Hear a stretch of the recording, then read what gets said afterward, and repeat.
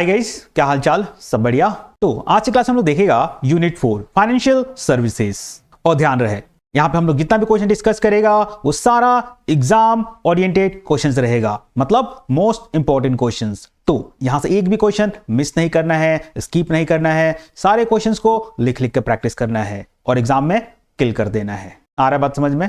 जा रहा है कुछ खोपड़ी में बात? और दूसरा बात, क्या नहीं करना है, तो तुमको मोटिवेशन का, मूड का वेट नहीं करना है कि जब मोटिवेशन आएगा, मूड करेगा तब पढ़ाई करेगा। नहीं, ऐसा काम बिल्कुल नहीं करना है। दूसरा, खुद को किसी से कंपेयर नहीं करना है, बस खुद को इंप्रूव करना है और प्रिपरेशन में लगना है। तीसरा, ये नहीं सोचना है कि बहुत लेट हो गया, आज से चालू करेगा तो क्या ही हो जाएगा। नहीं, ऐसा काम बिल्कुल नहीं करना है। तुम आज से, अभी से भी चालू करता है ना, बढ़िया रिजल्ट हो सकता है। तो चलो ठीक है, फिर अच्छा क्लास चालू करता है। तो सबसे पहला question, explain the concept, utilities, advantages and disadvantages of credit card and debit card। तो सबसे पहले देखते हैं हम लोग क्रेडिट कार्ड के बारे में, इसका कॉन्सेप्ट, यूटिलिटीज, एडवांटेजेस, डिसएडवांटेजेस क्या है। तो a card issued by a bank allowing the holder to borrow money up to a limit to make purchases और विड्रॉ कैश। तो ये क्रेडिट कार्ड क्या है? तो ये जो कार्ड होता है ये हम लोगों को बैंक वाला देता है। अब ये कार्ड क्या है, कैसे काम करता है? तो बैंक वाला बोलता है कि ये है तुम्हारा कार्ड और इसमें जो लिमिट है वो 1 लाख का लिमिट है। मतलब अब मान लो ये महीना का शुरुआत है और महीना का आखिरी डेट है, तो इसमें लिमिट कितना दे दिया हमको? 1 लाख रुपया दे दिया। अब हम ये 1 लाख को यूज करके कुछ भी खरीद सकता है, पैसा विड्रॉ कर सकता है, मतलब पूरा महीना हम चाहे तो इस 1 लाख से कुछ भी खरीद सकता है या फिर कैश विड्रॉ कर सकता है। लेकिन लिमिट 1 लाख है, 1 लाख के ऊपर तुम नहीं जा सकता है। ठीक, तो लिमिट कितना है? 1 लाख है। अब महीना का आखिरी में बैंक वाला तुम्हारा हिसाब करेगा, देखेगा कि तुम कितना खर्च कर दिया 1 लाख में से। अब लेट से तुम 80,000 रुपए खर्च कर दिया, 80,000 खर्च कर दिया, तो ये बैंक वाला तुमको एक बिल देगा कि ये लो तुम्हारा बिल 80,000 का, इतना तुम खर्च कर दिया है, अब पे करो। तो तुम क्या करेगा? ये 80,000 रुपए तुम पे कर देगा। अब फिर से नेक्स्ट ईयर सेम कहानी चालू होगा, तुम्हारे पास लिमिट 1 लाख रुपया का है, फिर से तुम खर्च करेगा और इस बार तुम 90,000 कर दिया, तो तुम्हारा बिल 90,000 का बनेगा। तो यहाँ पे हो क्या रहा है? बैंक का पैसा तुम यूज करके 1 महीना कुछ भी खरीद रहा है, पैसा विड्रॉ कर रहा है। अब जब महीना खत्म होता है तब तुम ये पैसा पेमेंट करता है। तो अगर आसान भाषा में देखे तो बैंक वाला क्या कर रहा है? ये बैंक वाला तुमको लोन दे रहा है और एक लिमिट बांध दे रहा है, और जैसे टाइम खत्म होता है ये पैसा तुम पे कर देता है। तो बस इतना सा कहानी है। तो अब बात करता है इसके यूटिलिटीज के बारे में, मतलब इसके यूजेस के बारे में। तो can be used for online and offline purchases, helps in short term borrowing without cash. Next, advantages, provides convenience and safety compare to cash, offers reward points, cashback and credit facilities. Next, disadvantages, overspending may lead to high interest and debt, risks of fraud or theft if card details are misused। तो तुम सोच रहा होगा कि ये bank वाला फोकट में क्यों 1 लाख रुपया दे रहा है, इससे बैंक वाला क्या फायदा है? क्योंकि बैंक वाला तो मंथ के आखिरी में पैसा ले रहा है और तुम बिंदास इसका 1 लाख रुपया यूज कर लिया 1 महीना, उसके बाद तुम पैसा दिया है, तो इसमें बैंक का क्या फायदा है? तो लेट से तुमको ये जो बिल है 80,000 का, ये 31 जनवरी 2025 को देना है, लेकिन तुम दे नहीं पाया, तुम्हारे पास इतना पैसा नहीं है। तुम बैंक का पैसा तो खर्च कर दिया, लेकिन जिस दिन में देना है तुम नहीं दे पाया। तो क्या होगा? अब बैंक वाला लगाएगा तुम्हारे ऊपर में इंटरेस्ट, और बहुत हेवी इंटरेस्ट लगाएगा, 40%, 30%, समझ रहा है? मतलब हेवी इंटरेस्ट लगाता है। जहां तुम ये बिल नहीं दे पाया उसके बाद फिर खेल चालू होता है बैंक वाले लोग का, वहां से ये लोग हेवी इंटरेस्ट लगाना चालू करता है। तो इनका बिजनेस ही यही है, ये लोग चाहता है कि जिस डेट में तुमको बिल देना है उस डेट में तुम्हारे पास पैसा ना हो, तुम ना दे पाए, और उसके बाद ये लोग हेवी इंटरेस्ट लगाए तुम पे। तो ये खेल है क्रेडिट कार्ड का। Next, debit card, a card link to a bank account that allows the holder to spend only the available balance. तो अब बात करता है डेबिट कार्ड के बारे में कि ये डेबिट कार्ड क्या है। तो ये जो कार्ड है ये वाला भी बैंक ही इशू करता है, बैंक ही तुमको देता है। तो होता क्या है, जब भी हम लोग किसी बैंक में, लेट्स से एसबीआई में अकाउंट खोला, अकाउंट क्यों खोला? क्योंकि तुमको पैसा जमा करना है इसमें, तुम्हारे पास जो एक्स्ट्रा पैसा है, सेविंग्स है, वो तुम इसमें रख सकता है, जब चाहे तब तुम विड्रॉ कर सकता है। तो इसीलिए हम लोग किसी बैंक में अकाउंट खोलता है कि जो भी अपने पास एक्स्ट्रा पैसा है सेविंग्स है वो हम लोग उस अकाउंट में रख दे। तो जब तुम अकाउंट खोला तो बैंक वाला हम लोगों को एक डेबिट कार्ड देता है और हम लोग का जो अकाउंट है ये जिसमें पैसा है उसको इस डेबिट कार्ड से लिंक कर देता है। अब लेट से तुम्हारे इस अकाउंट में 10,000 रुपया है। कितना है तुम्हारे सेविंग्स अकाउंट में? 10,000 रुपया। तो इस अकाउंट को ये लोग इस डेबिट कार्ड से लिंक कर देता है। अब तुम्हारे अकाउंट में जितना पैसा है उतना ही तुम निकाल सकता है, यूज कर सकता है, पेमेंट कर सकता है। तो बस इतना सा कहानी है। मतलब जो भी तुम्हारे सेविंग्स अकाउंट में, बैंक अकाउंट में पैसा है उसी को तुम यहां पे यूज करता है। कैसे? इस डेबिट कार्ड से तुम ऑनलाइन पेमेंट कर सकता है, तुम चाहे तो विड्रॉ कर सकता है। ठीक, यहां तक चलो आगे बढ़ता है। तो नेक्स्ट देखता है यूटिलिटीज। किसका? डेबिट कार्ड का। मतलब यूजेस क्या है इसका? Used for ATM withdrawals, purchases and online payments, helps in cashless transactions directly from the bank account. Next, advantages. Reduces risks of overspending as it only allows spending available balance. Convenient for ATM withdrawals and online payments. Next, disadvantages. No credit facility. Cannot spend beyond balance. Risks of unauthorized transactions if card is lost or hacked. Next, what is e-banking? Explain its utilities, advantages and disadvantages. तो यहां बात हो रहा है e-banking के बारे में। अब ये क्या है? इलेक्ट्रॉनिक बैंकिंग मतलब e-banking allows customers to access banking services through the internet, mobile or electronic terminals. Enables banking without visiting the branch physically. तो ई बैंकिंग क्या होता है? तो होता क्या है, जब भी हम लोग बैंक में अकाउंट खोलता है तो बैंक वाला हम लोगों को ई बैंकिंग फैसिलिटीज प्रोवाइड करता है। और इसमें होता क्या है, यहां पे हम लोग ई बैंकिंग को यूज करके हम लोग बैंकिंग सर्विसेज को एक्सेस कर सकता है, मतलब बैंकिंग सर्विसेज ले सकता है। और कैसे?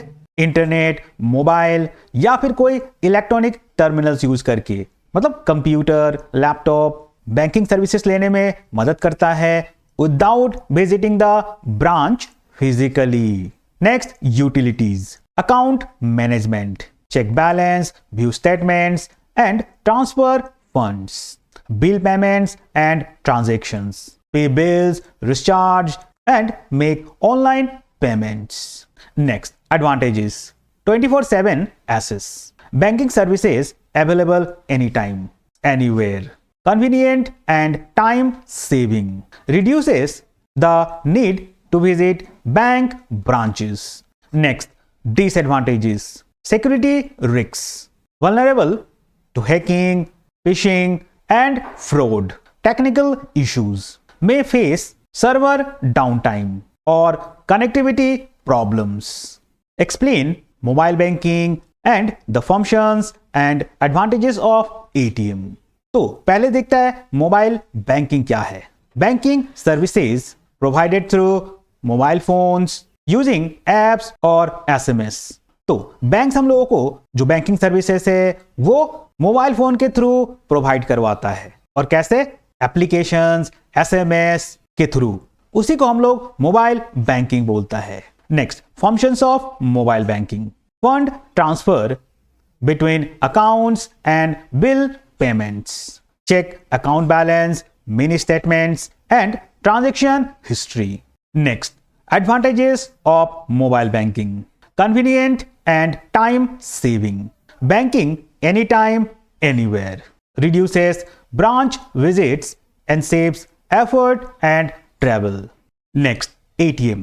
Automated teller machine. Electronic machine that allows customers to withdraw cash and perform banking transactions. तो यहां बात हो रहा है एटीएम के बारे में, मतलब ऑटोमेटेड टेलर मशीन। अब ये करता क्या है, क्या काम आता है ये?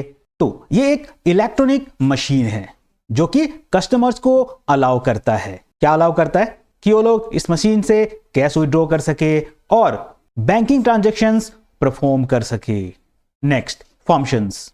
Cash withdrawals, balance inquiries and mini statements, cash deposits, pin change and fund transfers. Next, advantages: 24/7 access to cash and basic banking services, reduces dependence on bank counters for routine transactions. Next, define lease and explain the types of lease. तो सबसे पहले देखते हैं कि ये lease क्या है. Lease is a arrangement where the owner allows another party to use an asset for a specified period in return for periodic payments. Lease एक कॉन्ट्रेक्चुअल अरेंजमेंट है, मतलब एग्रीमेंट है, जहां पे ओनर अपना एसेट किसी दूसरे पार्टी को यूज करने देता है कोई एक स्पेसिफाइड पीरियड के लिए. और क्यों यूज करने देता है और ओनर का क्या फायदा है? तो ओनर यूज करने के बदली उस दूसरे पार्टी से पेमेंट लेता है. तो यहां पे याद क्या रखना है? याद ये रखना है कि जो ओनर है उसको हम लोग लेसर बोलता है. क्या बोलता है? लेसर. और जो दूसरा पार्टी है जो कि एसेट को यूज करता है और उसके बदले में पेमेंट देता है, उसको हम लोग बोलता है लेसी. ठीक, ओनर मतलब लेसर, और जो यूज करता है दूसरा वाला पार्टी और उसके बदले में वो पेमेंट देता है, उस पार्टी को हम लोग बोलता है lessee. Next, types of lease. अब लीज के अंदर दो तरीके का लीज होता है. पहला है फाइनेंस लीज एंड दूसरा है ऑपरेटिंग लीज. तो finance lease, long term lease where lessee bears risks and rewards of ownership, usually non-cancelable and covers most of assets economic life. तो पहला क्या है? पहला है फाइनेंस लीज. अब ये क्या है? ये एक लॉन्ग टर्म लीज है. कैसा लीज है? लॉन्ग टर्म लीज, जहां पे लेसी चाहे रिस्क हो या फिर रिवॉर्ड हो वो ही बियर करता है. Next, operating lease, short term lease where lesser bears risks and rewards, can be cancelled easily. Lessee uses asset temporarily. तो दूसरा है ऑपरेटिंग लीज, और ये शॉर्ट टर्म लीज है जहां पे जो ओनर है लेसर है वो ही रिस्क और रिवॉर्ड बियर करता है. Next, features of finance lease. Long term lease usually covers most of the assets useful life. Next, non-cancelable. Once signed, it cannot be easily cancelled before the lease period ends. Next, transfer of risks and rewards. The lessee bears the risks of damage, maintenance and loss. Next, option to purchase. The lessee may have the option to buy the asset at the end of the lease. Next, lessee pays all costs, including insurance, maintenance, and repairs. Next, asset remains with lessor. Legal ownership stays with the lessor throughout. Next, features of operating lease. Short-term lease. Lease period is much shorter than the asset's useful life. Next, can be cancelled. Lessee can cancel the lease with prior notice. Next, risks and rewards with lessor. Lessor takes care of major responsibilities. Next, no option to purchase. Lessee returns the asset after lease period ends. Next, lessor pays maintenance. Lessor is responsible for repair and servicing. Next, used for temporary needs. Commonly used for assets needed for short durations. Next, advantages and disadvantages of lease finance. तो यहां बात हो रहा है lease finance के बारे में. और ये जो लीज है तुम देखा इसके अंदर दो पार्टी होता है. एक तो ओनर होता है जिसको हम लोग लेसर बोलता है, और दूसरा है जो कि यूज करता है मतलब अनदर पार्टी, सेकंड पार्टी, जिसको हम लोग लेसी बोलता है. तो यहां बात हो रहा है फाइनेंस लीज के बारे में. और ये जो पहला पार्टी है जो कि ओनर है जिसको हम लोग लेसर बोलता है, तो इसका क्या एडवांटेजेस है वो हम लोग पहले देखेगा. मतलब advantages of lessor in lease finance. आगे बात समझ में. तो अभी हम लोग सिर्फ ओनर के बारे में, लेसर के बारे में बात कर रहे हैं कि इसका क्या एडवांटेजेस है। ठीक, तो regular income, lessor earns a regular and fixed income in the form of lease rent. Next, tax benefits. Lessor can claim depreciation and other tax deductions. Next, asset ownership. The ownership of the asset remains with the lessor. Next, low risks. In case of lessee default, the asset can be repossessed. Next, disadvantages. तो ये जो owner है, laser है, इसका disadvantages क्या है? Risk of obsolescence. Lessor bears the risk if the asset becomes outdated. Next, maintenance. In operating lease, in some cases the lessor may have to maintain and repair the asset. Default risks. If lessee fails to pay lease rentals, it affects lessor's income. Next, differences between finance lease and operating lease. Ownership. In finance lease, ownership is transferred to the lessee at the end of the lease term. And in operating lease, ownership remains with the lessor. Next, lease term. In finance lease, usually for the full economic life of the asset. And in operating lease, a short period compared to the economic life of the asset. Next, risks and rewards. In finance lease, all risks and rewards of ownership are transferred to the lessee. And in operating lease, risks and rewards remain with the lessor. Next, maintenance and repairs. Lessee. In finance lease, lessee is responsible for maintenance and repairs. And in operating lease, lessor usually take care of maintenance and repairs. Next, option to purchase. In finance lease, lessee generally has the option to purchase the asset at the end. And in operating lease, no such option is generally available. Next, accounting treatment. In finance lease, treated as an asset and liability in the lessee books. Next, and in operating lease, treated as an expense in the lessee books. Next, example. For finance lease, leasing machinery for 10 years with an option to buy. And example of operating lease, renting a car for 6 months without ownership rights. Next, advantages and disadvantages of lease finance. तो lease में क्या होता है? दो party होता है. पहला क्या है?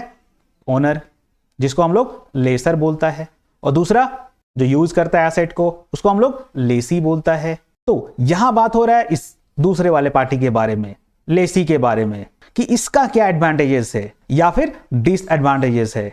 तो पहले देखता है एडवांटेजेस. किसके लिए? लेसी के लिए. No need for huge capital. Lessee can use expensive assets without buying them. Next, easy availability. Lessee finance is easier to obtain than loans. Next, tax deductible lease rent. Lease rent paid is allowed as business expense in tax. Next, flexibility. Lessee can upgrade or change assets after lease period. Next, disadvantages. किसके लिए? Lessee के लिए. कि इसके लिए disadvantages क्या है दूसरे पार्टी के लिए जो कि यूज करता है एसेट को. No ownership. Lessee does not get ownership of the asset, specially in operating lease. Next, long term cost. Total lease rental may be higher than assets actual cost. Next, obligation to pay. Lease payments must be made even if the asset is not used. Next, limited control. Lessee must follow the terms and conditions set by the lessor. Next, define hire purchase and explain its features, advantages, and disadvantages. Hire purchase is a system where a buyer acquires goods immediately but pays in installments. Ownership of the goods is transferred only after the last installment is paid. तो यहां बात हो रहा है hire purchase के बारे में। अब ये क्या है, कैसे काम करता है? तो तुम खरीदना चाहता है बाइक, और इस बाइक का दाम है 1,00,000 रुपया, लेकिन तुम्हारे पास 1,00,000 रुपए है नहीं अभी। तो तुम क्या करेगा? तुम इसको इंस्टॉलमेंट में खरीदेगा, EMI में खरीदेगा। इसी को हम लोग बोलता है हायर परचेज। मतलब अब ये जो 1,00,000 रुपया है, तुम क्या करेगा? तुम टुकड़ा में देगा।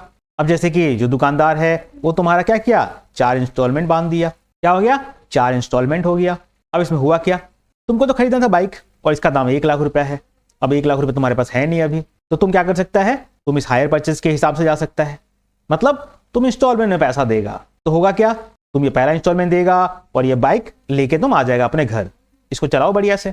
और जैसे जैसे ये इंस्टॉलमेंट का टाइम आएगा वैसे वैसे तुम देते जाएगा। लेकिन एक बात यहां पे याद रखना है, तुम ये पहला इंस्टॉलमेंट दिया और बाइक लेके आ गया घर पे, चला रहा है बढ़िया से, लेकिन ये बाइक तुम्हारा तभी होगा जब ये चारों का चारों इंस्टॉलमेंट तुम पे करेगा, तभी इस बाइक का ओनर तुम कहलाएगा। तो जब तक ये चारों इंस्टॉलमेंट क्लियर नहीं होता है तब तक ओनरशिप तुम्हारे पास नहीं है। हालांकि ये बाइक तुम्हारे पास है, तुम चला रहा है, लेकिन ये पूरा अमाउंट क्लियर करना पड़ेगा, पूरा का पूरा इंस्टॉलमेंट तुमको देना पड़ेगा, उसके बाद ही इसका ओनरशिप तुमको मिलेगा।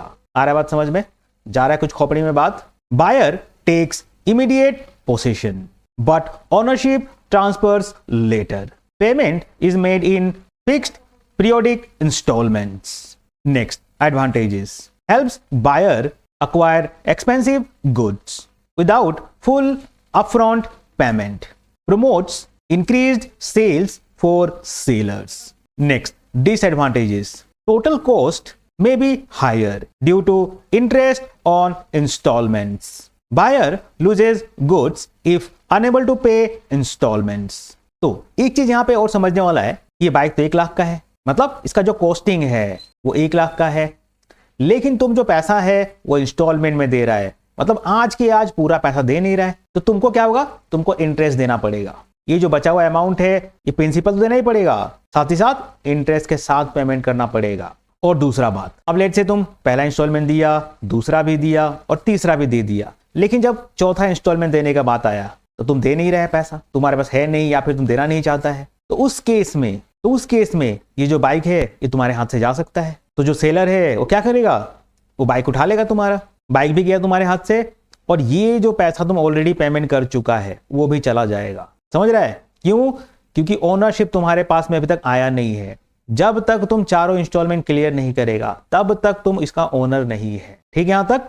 चलो आगे बढ़ते हैं। Next, explain the meaning, classification and benefits of mutual funds. A mutual fund is a pool of money collected from investors to invest in shares, bonds, money market instruments or other securities managed by professional fund managers to earn returns for investors.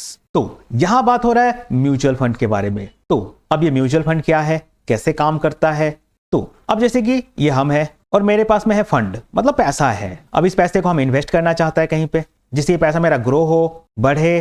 तो अब क्या कर सकता है? Stock market में invest कर सकता है, बॉन्ड खरीद सकता है, मनी मार्केट या कोई इंस्ट्रूमेंट खरीद सकता है, या फिर कोई और सिक्योरिटीज खरीद सकता है। किस लिए? इन्वेस्ट करने के लिए, जिससे मेरा पैसा ग्रो हो। अगर हम 100 रुपया इन्वेस्ट किया है तो हम चाहता है कि टाइम के साथ ये पैसा मेरा ग्रो हो, 100 से 150 हो जाए, 200 हो जाए, 300 हो जाए। तो इसी को बोलता है इन्वेस्टमेंट।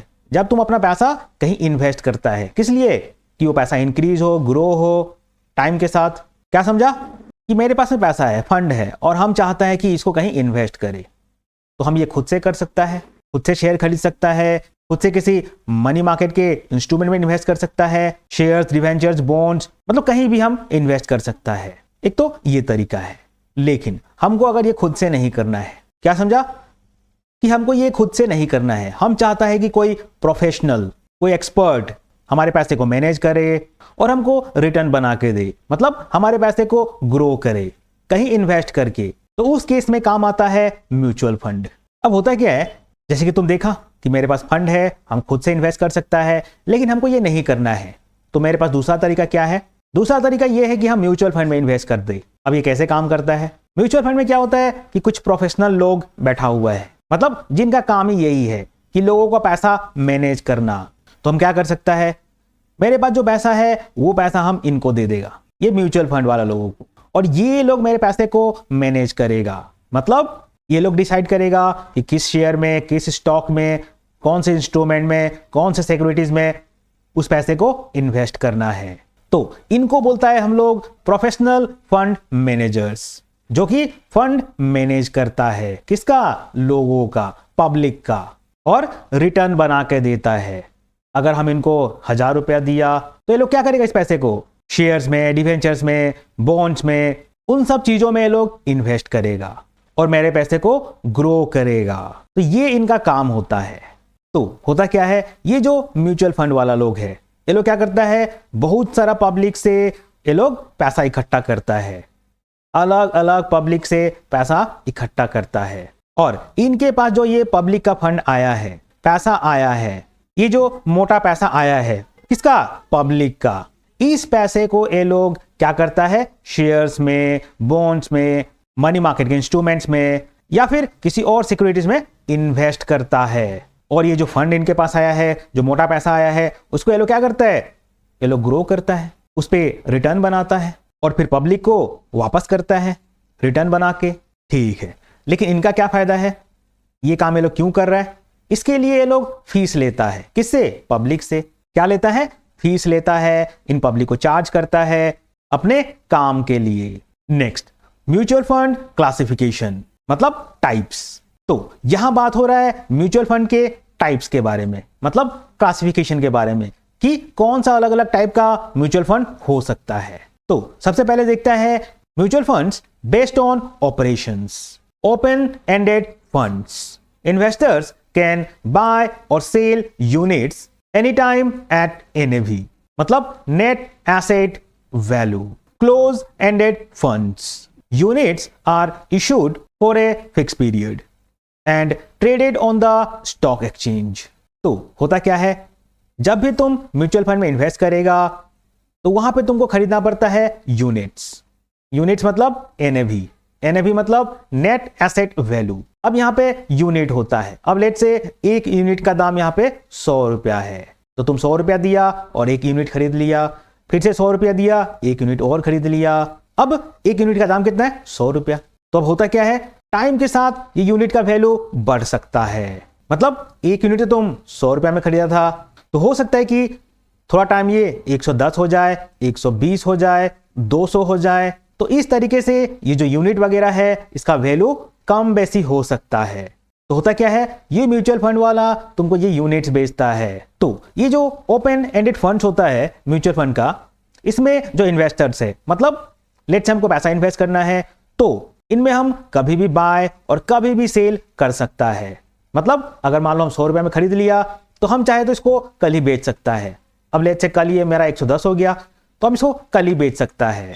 तो क्या समझा, ओपन एंडेड फंड्स को इन्वेस्टर कभी भी बाय और सेल कर सकता है। और दूसरा है क्लोज एंडेड फंड्स। तो अगर तुम ये वाला फंड खरीदा है जिसको बोलते हैं हम लोग क्लोज एंडेड फंड, तो यहां पे क्या होता है, यहां पे अगर यूनिट तुम खरीदा है 100 रुपया में तो फिर ये लॉक हो जाता है, मतलब एक फिक्स पीरियड के लिए लॉक हो जाता है। मतलब हो सकता है कि ये जो तुम खरीदा है इसका फिक्स पीरियड 6 महीना हो, मतलब 6 महीना बाद ही तुम बेच पाएगा, या फिर 1 साल हो सकता है, 1 ईयर, 1 साल बाद ही तुम बेच पाएगा।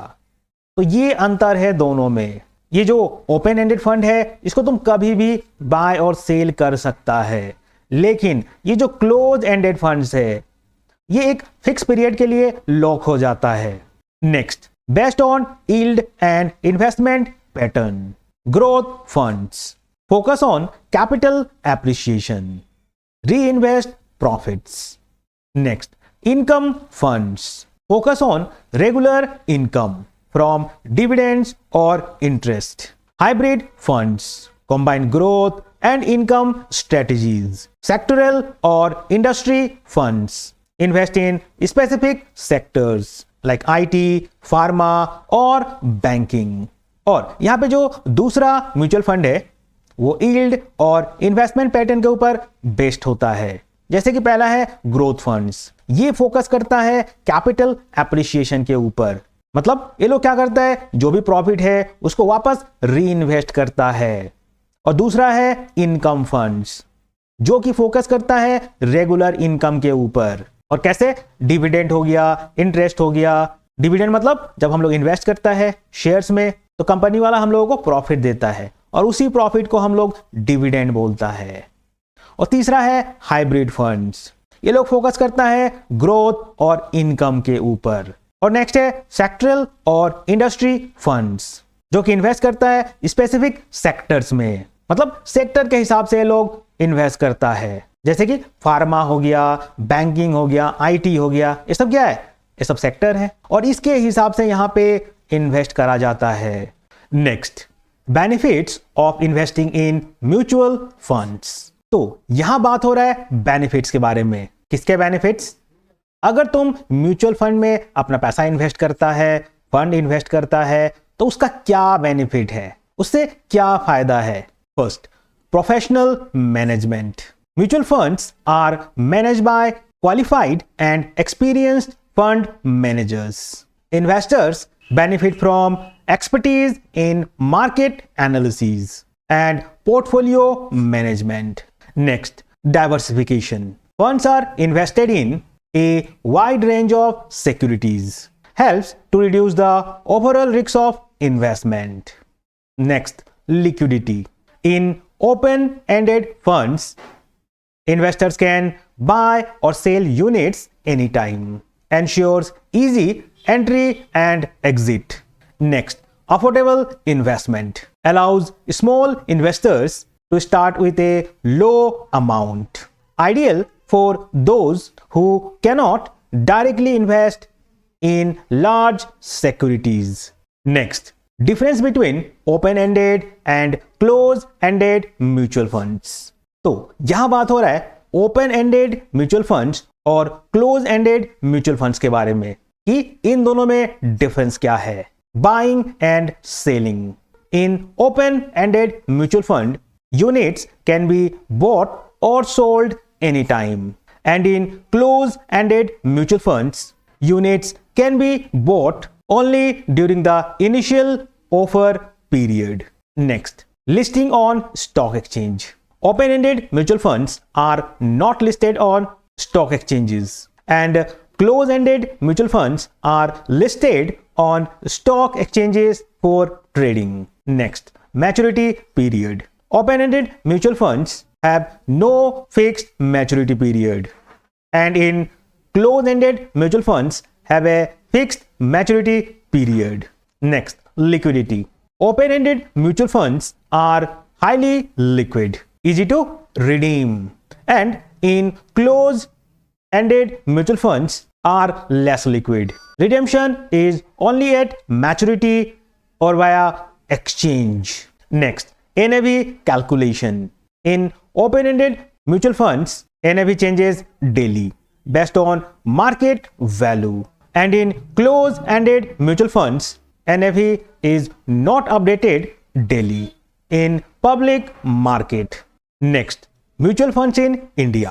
तो यहां बात हो रहा है कि इंडिया के अंदर ये म्यूचुअल फंड्स कैसे काम करता है, क्या हिसाब किताब है, क्या रूल्स एंड रेगुलेशन है, कौन रेगुलेट करता है, कौन कौन सा कंपनी है जो म्यूचुअल फंड ऑफर करता है पब्लिक को, लोगों को, कौन सा अलग अलग टाइप का स्कीम्स है म्यूचुअल फंड के अंदर, और इन्वेस्टमेंट बेनिफिट्स क्या है अगर कोई इंडिया के अंदर म्यूचुअल फंड में इन्वेस्ट करता है। तो सबसे पहले देखता है regulation. Mutual funds in India are regulated by SEBI to protect investors interest. Next, major players include SBI mutual fund, HDFC mutual fund, ICICI prudential and UTI mutual fund. Next, growth. The mutual fund industry has grown rapidly, offering various schemes for different investor needs. Next, type of schemes includes equity funds, debt funds, hybrid funds, sectoral funds, and index funds. Next, investment benefits. Mutual fund provides professional management, diversification, liquidity, and convenience to investors. Next, explain the meaning features and importance of venture capital is fund provided by investors to startups or small businesses with high growth potential in exchange for equity or ownership stake। तो यहां बात हो रहा है venture capital के बारे में, मतलब वीसी के बारे में। इसको हम लोग वीसी भी बोलता है, वीसी मतलब वेंचर कैपिटल।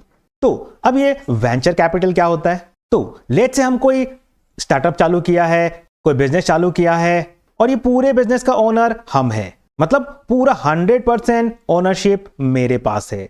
ये पूरा का पूरा बिजनेस कंपनी मेरा है और हमको अब चाहिए पैसा, कैपिटल, फंड, मनी।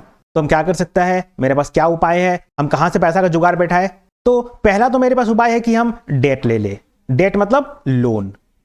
क्या होता है डेट मतलब? डेट का मतलब लोन। अब ये लोन हम कहीं से भी ले सकते हैं, बैंक से ले लिया, किसी इंडिविजुअल से ले लिया, किसी दोस्त से ले लिया, कहीं से भी हम ये लोन ले सकता है। लेकिन लोन पे क्या होता है? लोन पे देना पड़ता है इंटरेस्ट। तुम कहीं से भी लोन लेगा तो तुमको देना पड़ेगा इंटरेस्ट। अब वो इंटरेस्ट कुछ भी हो सकता है, साल का 10%, 15%, 12%, कुछ भी हो सकता है। तो यहां पे तुमको इंटरेस्ट तो देना ही पड़ेगा और साथ ही साथ जो तुम लोन लिया है वो पैसा भी चुकाना पड़ेगा। तो लेट्स से हमको 10 लाख रुपए का जरूरत है। कितना? 10 लाख रुपए का जरूरत है इस बिजनेस में। मेरा एक स्टार्टअप बिजनेस है, स्मॉल बिजनेस है और हमको अभी 10 लाख रुपए का जरूरत है। तो पहला क्या उपाय है कि लोन ले लो और उस पर इंटरेस्ट भरना पड़ेगा और ये पैसा भी चुकाना पड़ेगा हमको। ये 10 लाख को चुकाना ही पड़ेगा प्लस इंटरेस्ट के साथ। आया बात समझ में? इंटरेस्ट के साथ चुकाना पड़ेगा अगर तुम डेट लिया है तो अब दूसरा उपाय क्या है? दूसरा उपाय ये है कि हम इस कंपनी का कुछ ओनरशिप बेच दे। लेट्स से हम इसका 10% बेच देता है। कितना? 10% ओनरशिप। ओनरशिप मतलब हिस्सेदारी। टोटल 100% मेरा था, अब हम इसमें से 10% हिस्सेदारी किसी को बेच देता है और उससे हम ये 10 लाख रुपया ले लेता है। तो क्या हुआ इससे? इस कंपनी का, इस बिजनेस का 10% शेयर इसके पास चला गया। मेरे पास कितना बच गया? मेरे पास बच गया 90% शेयर और 10% हम इसको बेच दिया और इससे 10 लाख रुपया ले लिया और इस बिजनेस में इन्वेस्ट कर दिया। जहां हमको लगाना था हम लगा लिया। तो इससे फायदा क्या है? फायदा तो देखो ये है कि ये जो 10,000 है ये तुमको वापस नहीं करना है इस आदमी को और ना ही तुमको इंटरेस्ट देना है। तुम क्या किया है? तुम बस अपना कंपनी का हिस्सेदारी बेच दिया है, ओनरशिप बेच दिया है और इससे 10 लाख रुपए ले लिया। मतलब इस कंपनी का 10% शेयर अब इसके पास है, इस आदमी के पास है और 90% मेरा है। ना तो हमको ये 10,000 रुपए इसको वापस करना है और ना ही इसको हमको इंटरेस्ट देना है। तो इसी चीज को हम लोग बोलता है वेंचर कैपिटल। जब हम अपना कंपनी का स्टेक बेच देता है और पैसा उठा लेता है। और ये देने वाला कौन है? ये देने वाला कोई भी हो सकता है, कोई आदमी हो सकता है, कोई इंस्टीट्यूशन हो सकता है, कोई पैसे वाला आदमी हो सकता है, कोई भी हो सकता है जो मेरे कंपनी में इन्वेस्ट कर रहा है, मेरा कंपनी का शेयर खरीदा है और हमको क्या दिया है? हमको कैपिटल दिया है। तो अब बात ये आता है कि ये जो आदमी है जिसको हम लोग वेंचर कैपिटल बोलता है, ये मेरे कंपनी का 10% ले लिया और हमको 10 लाख रुपया दे दिया। तो इसका क्या फायदा है? ये क्यों खरीदा मेरा कंपनी का शेयर और ये क्यों दिया हमको 10 लाख रुपया? इसमें इसका क्या फायदा है? तो ये जो वेंचर कैपिटल होता है जो कि पैसा लगाता है किसी कंपनी में और शेयर खरीदता है, ये लोग ऐसा कंपनी के तलाश में रहता है जिनमें हाई ग्रोथ पोटेंशियल्स हो। मतलब उस बिजनेस में बात हो कुछ फ्यूचर में जाके वो कंपनी बहुत बड़ा हो जाए, बहुत बड़ा कंपनी बन सकता है, उसका प्रॉफिट सेल आगे चल के बहुत ज्यादा हो सकता है। तो इसीलिए ये वेंचर कैपिटल सब पैसा लगाता है। तो होता क्या है? आज का डेट में तो ये 10% लिया है और कितना दिया है? 10 लाख। लेकिन जैसे जैसे टाइम आगे बढ़ेगा वैसे वैसे ये बिजनेस भी बड़ा होगा, इसका सेल्स प्रॉफिट भी बढ़ेगा। तो क्या होगा? इसका जो मार्केट वैल्यू है 10% का वो भी बढ़ते जाएगा, बढ़ते जाएगा। आज का डेट में तुमको 10 लाख दिख रहा है 10% के लिए, लेकिन अगर ये बिजनेस चल गया, एक बड़ा कंपनी बन गया, प्रॉफिट एंड सेल बढ़ गया, तो ये 10 लाख 10 करोड़ भी हो सकता है, 100 करोड़ भी हो सकता है, कुछ भी हो सकता है। और होने का ये बिजनेस फेल भी हो सकता है कि ये बिजनेस फ्यूचर में ना चले, कुछ भी हो सकता है। तो खेल क्या है? खेल है रिस्क। मतलब ये जो वेंचर कैपिटल वगैरह है वो लोग रिस्क लेता है, पहले बिजनेस को एनालाइज करता है, देखता है, उसके बाद ही अपने समझ के हिसाब से इन्वेस्ट करता है कि ये 10 लाख फ्यूचर में जाके 1 करोड़, 10 करोड़, 100 करोड़ इसका वैल्यू हो जाए। Next, features of venture capital, equity investment. तो सबसे पहला बात, इक्विटी का मतलब होता है ओनरशिप। क्या होता है? ओनरशिप। कहीं भी तुमको इक्विटी दिख जाए मतलब उसका मतलब होता है ओनरशिप। मतलब अगर ये कंपनी 100% मेरा है और 10% इक्विटी हम बेचा है, इसका मतलब 10% ओनरशिप हम बेचा है। तो इक्विटी का मतलब होता है ओनरशिप। तो venture capital is invested in the form of equity shares, not loans. Next, high risk, high return. Invest in new or innovative businesses with high risks and potentially high returns. Next, long-term investment. It is a long-term commitment, usually for 5 to 10 years or more. Next, active involvement. Venture capitalists often take part in management decisions and provide strategic support. Next, importance of venture capital. Supports new entrepreneurs, provides funding to those who lack access to traditional finance like bank loans. Next, encourages innovation, promotes research, development and innovative ideas by financing high-tech startups. Next, boosts economic development, helps in the creation of jobs, industries, and GDP growth. Next, provides managerial support. Venture capitalists offer expertise, mentorship, and strategic guidance to startups. Next, define factoring. Explain its function, types, steps, and benefits. Factoring is a financial service where a business sells its account receivable, means debts, to a financial institution, means factor, at a discount. It helps the business get immediate cash instead of waiting for customers to pay. तो यह बात हो रहा है factoring के बारे में कि फैक्टरिंग क्या है, कैसे काम करता है, इसका फंक्शंस, टाइप, स्टेप्स और बेनिफिट्स क्या है। तो लेट्स से ये मेरा कोई बिजनेस है और हम कुछ लोगों से पैसा पाता है, ठीक, कुछ लोगों से पैसा पाता है और ये कितना है? लेट्स से 1 करोड़ है। कितना है? 1 करोड़ है। क्या समझा? ये मेरा बिजनेस है और कुछ लोगों से हम पैसा पाता है। कुछ लोग मतलब ये लोग मेरा कस्टमर है जिसको हम लोग बाकी में सामान बेचा है और इन सब से हम 1 करोड़ रुपया पाता है टोटल। और ये जो लोग है मतलब मेरा कस्टमर है जिनको हम बाकी में सामान बेचा है या फिर हम इनसे पैसा पा रहा है, लेकिन ये लोग हमको 6 महीना, 3 महीना या फिर 1 साल बाद पैसा देने वाला है, कुछ भी हो सकता है। मतलब ये लोग हमको आज पैसा नहीं देगा, एक समय के बाद पैसा देगा। हो सकता है कि 3 महीना बाद पैसा दे 1 करोड़ रुपया, लेकिन हमको अभी का अभी पैसे का जरूरत है, अभी का अभी कैश का जरूरत है। तो हम क्या कर सकता है? हम तो ये पैसा पा रहा है इन लोगों से 1 करोड़ रुपया, इन डेटर से, इन कस्टमर से, इन डेब्ट से, इन अकाउंट रिसीवेबल से, इसको हम बेच देगा। क्या करेगा? इसको हम बेच देगा, सेल कर देगा। किसको?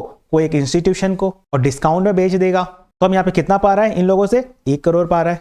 तो हम क्या करेगा? इस खाते को, इस अकाउंट को, इन लोगों का अकाउंट को हम किसी कंपनी को सेल कर देगा और एक डिस्काउंट प्राइस में सेल करेगा। लेट्स से हम इनको 95 लाख में बेच दिया, ठीक, हम 1 करोड़ पा रहा था और हम 95 लाख में बेच दिया इनको। तो मेरा नुकसान कितना हुआ? 5 लाख। समझ रहा है? मेरा 5 लाख का लॉस हुआ, लेकिन ये पैसा हमको अभी के अभी, ये जो इंस्टीट्यूशन है ये लोग अभी के अभी दे रहा है क्योंकि हमको अभी का जरूरत है।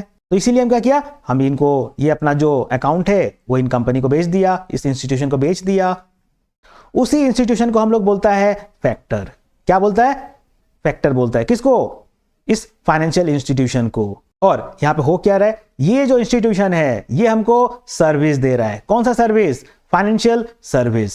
और इसी चीज को बोलता है हम लोग फैक्टरिंग। मतलब जब हम अपना बिजनेस का अकाउंट रिसीवेबल्स बेच देता है किसी फाइनेंशियल इंस्टीट्यूशन को, एट ए डिस्काउंट प्राइस। और किस लिए? इमीडिएट कैश के लिए। तो इसी को हम लोग बोलता है फैक्टरिंग। ठीक, यहां तक। चलो आगे बढ़ता है। Next, functions of factoring. Financing function provides immediate fund to the business by advancing cash against receivables. Next, collection function. Factor collects payments from debtors on behalf of the business. Next, protection function. Factor assumes credit risks, protecting the business from potential default. तो यहां पे जो factor दिख रहा है यहां पे, इसका मतलब क्या है? इसका मतलब वो कंपनी है, वो फाइनेंशियल इंस्टीट्यूशन है जो मेरा अकाउंट रिसीवेबल को खरीदता है। और ये मेरा अकाउंट रिसीवेबल को खरीद के क्या करता है? अब मेरे बिहाफ में ये कलेक्शन करेगा मेरे डेटर से, जिनसे हम पैसा पा रहा था। हम तो बेच दिया ना इसको, अब ये कलेक्शन करेगा उनसे, ये समझेगा। हम तो एक डिस्काउंट प्राइस में बेच दिया इसको। Next, factoring types. तो यहां बात हो रहा है फैक्टरिंग के टाइप्स के बारे में। Recourse factoring, the business retains the liability if the debtor fails to pay. Factor can claim payment from the business in case of default. Next, non-recourse factoring. The factor bears the risk of debtor's default. Business is protected from credit losses. तो factoring के अंदर दो type का factoring हम लोग देखता है। तो पहला क्या है? पहला है रिकोर्स फैक्टरिंग, मतलब जो इंस्टीट्यूशन को हम बेचा है अपना खाता, अपना अकाउंट रिसीवेबल, मतलब हम अपना कस्टमर से 1 लाख रुपए पा रहा था, लेकिन हमको अर्जेंट पैसा चाहिए था, तो हम क्या किया? हम इस इंस्टीट्यूशन को बेच दिया और इससे हम लेट्स से 90,000 अभी के अभी ले लिया। तो हम 1 लाख का सामान 90,000 में इस इंस्टीट्यूशन को बेच दिया, मतलब 10,000 रुपया हम डिस्काउंट में बेच दिया। अब ये जो 1 लाख रुपया है जो कि हम अपना कस्टमर से पा रहे हैं, उनका कलेक्शन ये करेगा, ये जो इंस्टीट्यूशन है ये करेगा। तो अगर कोई कस्टमर पैसा नहीं देता है, जिनको हम सामान बेचा है, ये सब तो मेरा कस्टमर है जिनसे हम पैसा पा रहे हैं, लेकिन कलेक्शन अब कौन करेगा? अब ये करेगा। तो अगर कोई कस्टमर पैसा नहीं देता है तो उस केस में ये जो इंस्टीट्यूशन है ये क्लेम कर सकता है, ये बोल सकता है कि ये आदमी पैसा नहीं दे रहा है, तुम भरो, तो हमको भरना पड़ेगा। लेकिन जो दूसरा टाइप है नॉन रिकोर्स फैक्टरिंग, यहां पे अगर हम इसको बेच दिया, ठीक, हम 1 लाख पा रहा था कस्टमर से, हम इसको 90,000 में बेच दिया, मतलब 10,000 डिस्काउंट में हम बेच दिया, मेरा 10,000 का नुकसान हो गया। अब क्या होगा?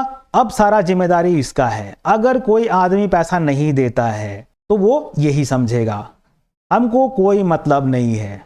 Next, steps in factoring services. तो यहां बात हो रहा है फैक्टरिंग सर्विस के स्टेप्स के बारे में, मतलब ये जो फैक्टरिंग है ये कैसे काम करता है, इसका प्रोसेस क्या है, किस हिसाब से चीजें काम करता है यहां पे। तो sale of receivables, business sells its accounts receivable to the factor at a discount. Next, advance payment, factor advances a percentage of the receivables to the business immediately. Next, collection from debtors.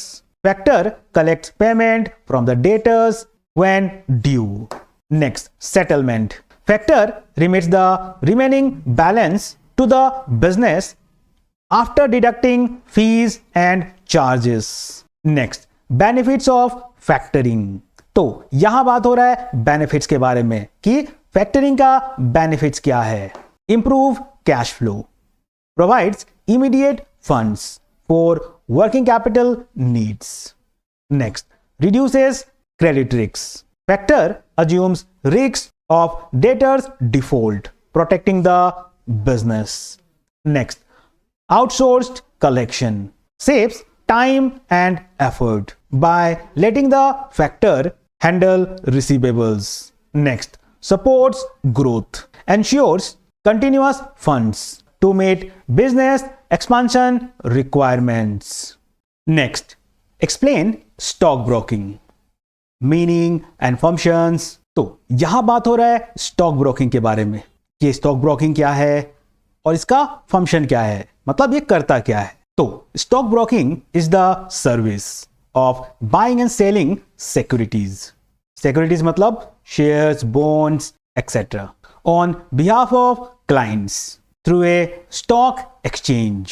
Stock brokers act as intermediaries between investors and the stock market. तो stock broking क्या है? ये एक service है जहां पे securities का bye और सेलिंग होता है, और किसके लिए? क्लाइंट्स के लिए। और कहां से? From stock exchange. तो स्टॉक ब्रोकिंग तो सर्विस हो गया। अब इसको जो देता है, ये जो सर्विस देता है, उसको बोलता है हम लोग स्टॉक ब्रोकर। और ये जो आदमी है, ये जो पर्सन है स्टॉक ब्रोकर, ये करता क्या है? ये स्टॉक ब्रोकिंग करता है, मतलब सर्विस देता है। किसको? अपने क्लाइंट्स को। और कैसा सर्विस? ये जो सिक्योरिटीज है जैसे कि शेयर्स, बॉन्ड्स, इनमें बाइंग सेलिंग करता है अपने क्लाइंट्स के लिए। और ये कहां से होता है बाइंग सेलिंग? ये होता है स्टॉक एक्सचेंज से। तो ये जो स्टॉक ब्रोकर है, ये क्या है? ये इंटरमीडियरीज है, मतलब मिडिलमैन, दलाल, जो कि इंटरमीडियरीज, मिडिलमैन का काम करता है किसके बीच? इन्वेस्टर्स और स्टॉक मार्केट। क्योंकि अगर हमको शेयर्स खरीदना है, बॉन्ड्स खरीदना है, या फिर कोई भी सिक्योरिटीज खरीदना है, कहां से? स्टॉक मार्केट से, स्टॉक एक्सचेंज से, तो हम डायरेक्टली नहीं खरीद सकता है। हमको पहले ये स्टॉक ब्रोकर के पास जाना पड़ेगा, फिर इसके थ्रू हम कोई भी शेयर्स, सिक्योरिटीज खरीद सकता है। तो ये क्या है? ये है middleman. Next, functions of stock broker: buying and selling securities, executes buy or sell orders for clients. Next, advisory services, provides investment advice, market trends and guidance. Next, facilitates trading, ensures smooth and timely execution of transactions. Next, maintains client records, keeps records of investments and transactions for clients. Next, explain credit rating, meaning, factors, process, advantages and disadvantages. So, credit rating is an assessment of the credit worthiness of a company, institution or financial instrument. It indicates the ability to pay debts on time and the risk level for lenders and investors. तो यहां बात हो रहा है credit rating के बारे में कि ये क्या होता है, इसका फैक्टर्स, प्रोसेस, एडवांटेजेस और डिसएडवांटेजेस। तो क्या है क्रेडिट रेटिंग? तो पहले ये समझो। तो आजकल क्या होता है, जैसे तुम देखते हैं कोई मूवी रिलीज होता है, थिएटर में कोई नया मूवी रिलीज होता है, तो उसका रिव्यू आता है कि ये मूवी कैसा है, मतलब मूवी कैसा है, उसमें एक्टर्स कौन है, एक्टिंग कैसा है, डायरेक्टर कौन है, म्यूजिक कैसा है, एक्शन कैसा है। तो ये सब क्या है? ये रिव्यू है। किसका? मूवी का। और ये रिव्यू करता कौन है? क्रिटिक्स करता है। तुम देखेगा यूट्यूब चैनल के ऊपर बहुत सारा क्रिटिक्स है जो कि किसी भी मूवी का रिव्यू करता है और बताता है कि ये मूवी कैसा है। तो सेम वैसे ही क्रेडिट रेटिंग भी यही काम करता है। ये असेसमेंट करता है किसी कंपनी का, किसी इंस्टीट्यूशन का या फिर कोई फाइनेंशियल इंस्ट्रूमेंट का क्रेडिट वर्दीनेस कैसा है, मतलब उसका लेन देन कैसा है, ये जो बाकी में चीजें ले रखा है ये चुकाता है कि नहीं, मतलब अगर आसान भाषा में बोले तो इसका लेन देन कैसा है। अगर ये बाकी में लेन देन करता है तो ये पेमेंट करता है कि नहीं, कर पाएगा कि नहीं, ये सारा चीज हम लोगों को क्रेडिट रेटिंग बताता है। Next, factors affecting credit rating: financial position includes profitability, liquidity and debt equity ratio of the company. Next, business performance, past track record, stability and growth potential of the business. Industry risks, prospects and stability of the industry in which the company operates. Next, management quality, experience, competence and reliability of the company's management team. तो यहां बात हो रहा है credit rating के factors के बारे में कि जब भी किसी कंपनी को, बिजनेस को क्रेडिट रेटिंग दिया जाता है तो कौन कौन से फैक्टर्स में ध्यान दिया जाता है। तो सबसे पहले क्या है? फाइनेंशियल पोजीशन, जिसमें उसका प्रॉफिटेबिलिटी क्या है, लिक्विडिटी कैसा है, डेट इक्विटी रेशियो कैसा है, ये सब देखा जाता है। नेक्स्ट है बिजनेस परफॉर्मेंस, मतलब उसका पास्ट रिकॉर्ड, बिजनेस कितना स्टेबल है, उसका ग्रोथ पोटेंशियल। नेक्स्ट है इंडस्ट्री रिस्क, वो जो बिजनेस है, कंपनी है जिसका रेटिंग किया जा रहा है, वो कौन से इंडस्ट्री से बिलोंग करता है। जैसे जियो है, जियो कौन सा इंडस्ट्री है, टेलीकॉम इंडस्ट्री। जैसे तुमको फ्लाइट लेना है तो एयर इंडिया है, इंडिगो है, ये कौन सा इंडस्ट्री है, ये एयरलाइन इंडस्ट्री है। तो इसी तरह बहुत सारा इंडस्ट्री है, food industry, cloth industry, alcohol industry. तो अब जो कंपनी या फिर बिजनेस का रेटिंग किया जा रहा है वो कौन से इंडस्ट्री से है, और वो जो इंडस्ट्री है वो कितना स्टेबल और प्रॉस्पेक्ट्स है, ये देखा जाता है। नेक्स्ट है management quality.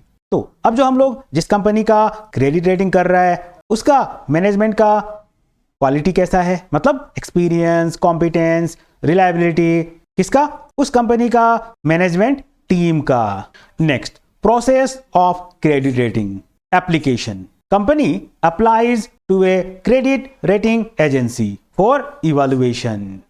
Next information collection. Agency collects financial statements, business data, and industry information. Next, analysis. Agency analyzes financial health, risks, and repayment capacity. Next, rating assignment. Agency assigns a credit rating symbol indicating the credit worthiness. Next, review and monitoring. Ratings are periodically reviewed to reflect any changes in financial condition. Next, credit rating advantages and disadvantages. तो यहां बात हो रहा है credit rating के advantage के बारे में। पहला क्या है, helps investors, provides guidance on the risks of investing in a company or instrument. Next, reduces borrowing cost. Companies with good ratings can borrow at lower interest rates. Next, enhances credibility, builds trust with lenders, investors, and stakeholders. Disadvantages: subjective judgment. Rating may sometimes be biased or inaccurate. Next, not a guarantee. A high rating does not eliminate risks of default. Next, costly service. Obtaining ratings can be expensive for small companies. Next, explain merchant banking, role, functions, and differences with commercial banks. Merchant banks refers to financial services provided to companies by specialized financial institutions for raising capital and managing investments. It mainly assists in corporate finance, issue management and advisory services. तो यहां बात हो रहा है merchant banking के बारे में कि ये मर्चेंट बैंकिंग क्या है, इसका रोल, फंक्शंस, और ये जो मर्चेंट बैंकिंग है ये कॉमर्शियल बैंक से कैसे अलग है, मतलब क्या डिफरेंस है दोनों में। तो क्या है मर्चेंट बैंकिंग, तो लेट्स से ये मेरा कंपनी है और 100% शेयर मेरा है, हमको चाहिए फंड, पैसा चाहिए, तो हम क्या करेगा, हम अपना 10% शेयर बेचना चाहता है, अपना शेयर इशू करना चाहता है और पैसा उठाना चाहता है मार्केट से। क्यों, क्योंकि हमको पैसा चाहिए। तो हम क्या करेगा, हम अपना 100% शेयर में से कुछ शेयर बेच देगा और पैसा उठा लेगा मार्केट से। तो ये हम करना चाहता है, तो हमको क्या करना पड़ेगा, हमको जाना पड़ेगा इन मर्चेंट बैंकिंग के पास। कहां जाना पड़ेगा, ये जो मर्चेंट बैंकिंग है इनके पास जाना पड़ेगा।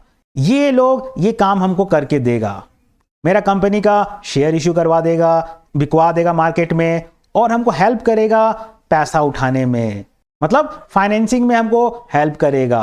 तो ये सर्विस ये लोग देता है, कौन, मर्चेंट बैंकिंग। इसीलिए इसको हम लोग बोलता है कि ये लोग फाइनेंशियल सर्विसेज प्रोवाइड करता है। और किसको, कंपनीज को। जैसे कि ये मेरा कंपनी है तो ये लोग कंपनीज को फाइनेंशियल सर्विसेज प्रोवाइड करता है। और कौन सा फाइनेंशियल सर्विसेज, कौन सा काम ये लोग करके देता है, तो ये लोग क्या करके देता है, ये लोग कैपिटल रेज करने में मदद करता है, इन्वेस्टमेंट मैनेज करने में हेल्प करता है, मतलब फाइनेंसिंग में, इशू मैनेजमेंट में और एडवाइजरी सर्विसेज देता है। और इन्हीं सब चीजों को हम लोग बोलता है फाइनेंशियल सर्विसेज, जो कि ये मर्चेंट बैंकिंग प्रोवाइड करता है। किसको?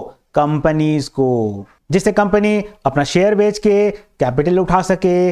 Next, role of merchant banking, raising capital, helps companies issue shares, debentures and bonds to raise funds.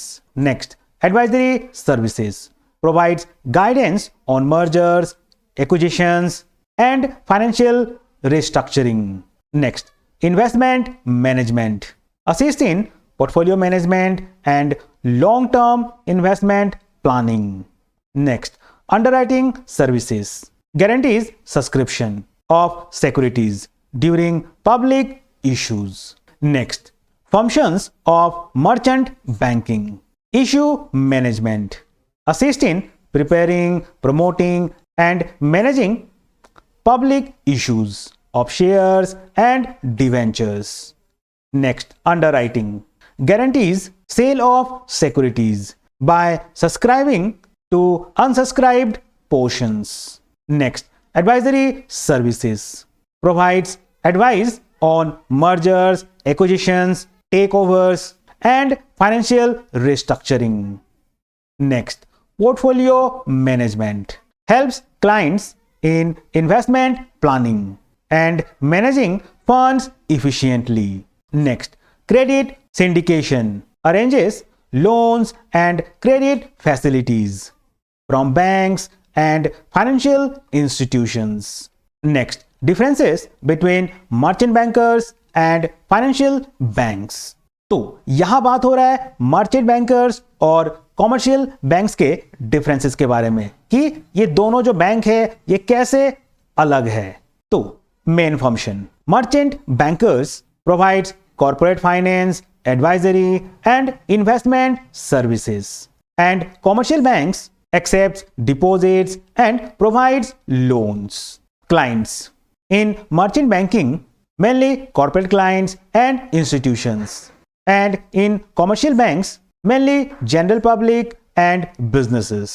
Merchant bankers gives services like issue management, underwriting, portfolio management, mergers and acquisitions, and commercial banks gives services like lending, deposit accounts, cash management and payment services.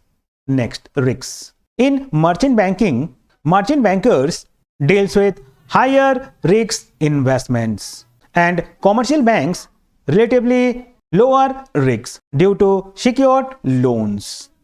Regulation. Merchant banking regulated by SEBI and RBI, and commercial banks regulated primarily by RBI. तो ये था अपना unit 4 financial services. और ध्यान रहे ये सारा exam oriented questions है, मतलब मोस्ट इंपॉर्टेंट क्वेश्चंस। तो यहां से एक भी क्वेश्चन मिस नहीं करना है, स्किप नहीं करना है, सारे क्वेश्चंस को लिख लिख के प्रैक्टिस करना है और एग्जाम में किल कर देना है। तो चलो ठीक है, फिर अभी के लिए इतना ही रखता है। वीडियो को लाइक कर देना, दोस्तों में शेयर कर देना और चैनल को सब्सक्राइब कर देना। Bye bye.